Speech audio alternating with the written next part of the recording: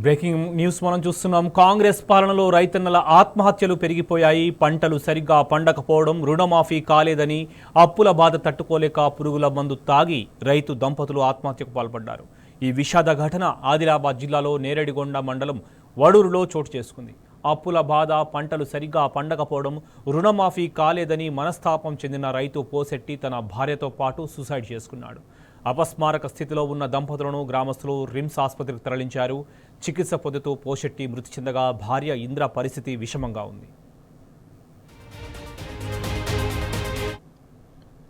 మళ్ళా యూడెమిక్ వ్యవసాయం పట్టుకుంటుండే అతను రుణమాఫీ రాలేదు.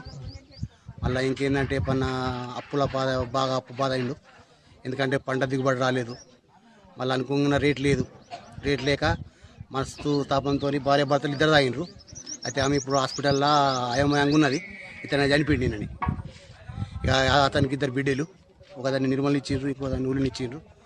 ఇక వాళ్ళు కూడా పాపం ఇబ్బందులు ఉన్నారు. మస్తు అప్పులు బాగా అయినాయి అతనికి. సరైన పంట పండలేదు.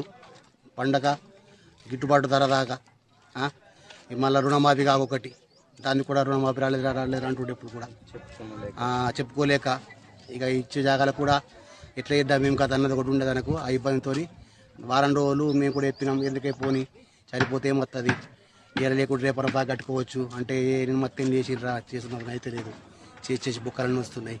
ఇక సచ్చుడు మార్గం మనకు ఎక్కలేదు అని చెప్పి మేము కూడా చెప్పినాం కూడా సంధానించినాం కూడా. గొప్ప చనిపోతే ఏమొస్తుంది, మేము కౌలు రైతుల కొరకు మీటింగ్ కూడా పోయినాం ఆల్రెడీ హైదరాబాద్.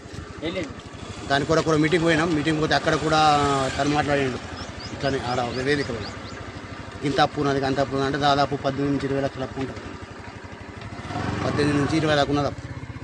బాగా అదే ఉంటుండే అప్పురా ఇట్లా చేద్దాం ఏం కథ, చాదనైతే లేదు, చేసేటోళ్ళు లేరు, అమ్ముదామంటే భూమి అమ్ముడు పోతలేదు, ఇల్లు కూడా అమ్మేస్తున్నాడు, ఇల్లు కూడా వాళ్ళు ఉంటూ ముందుకు రాలేరు.